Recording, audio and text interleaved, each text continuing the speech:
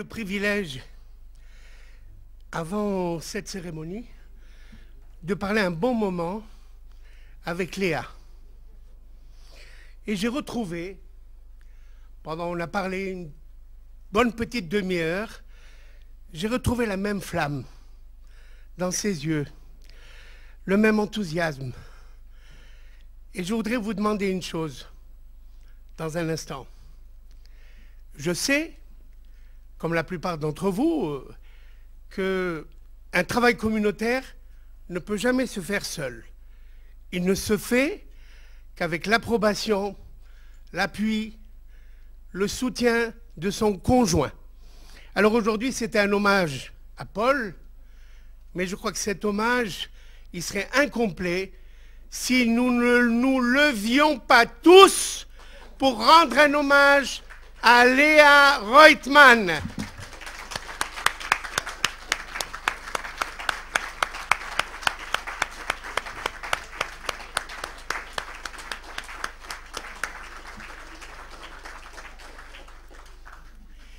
Je crois qu'elle le mérite, et en fait, la plupart des choses que Paul a pu accomplir dans son trajet, dans son itinéraire, il l'a fait avec son épouse. Et je me souviens encore des soirées que nous passions rue d'Hauteville. C'est là où nous avons connu Julien, Betty, Sabine, toute la famille, et ça nous a donné envie, aux uns et aux autres, de continuer de suivre leurs traces. Mais le judaïsme n'a pas besoin de virtuoses de la communication.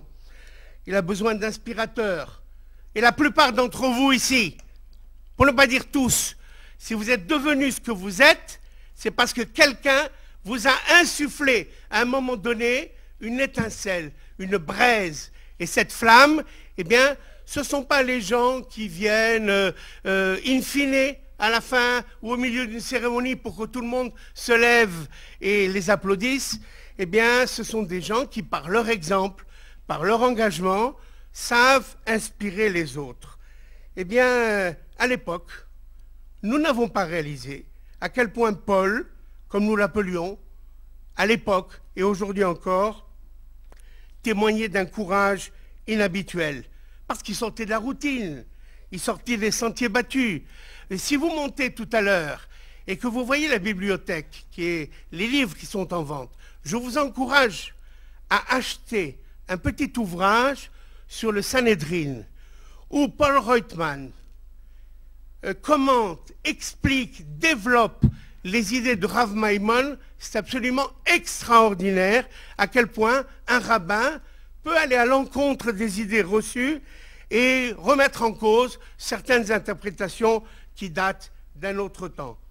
Paul était un rabbin qui faisait face aux réalités concrètes.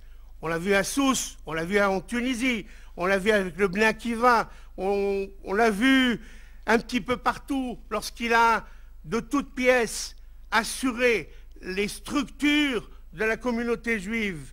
Et je ne vais pas revenir là-dessus. En fait, c'était un général.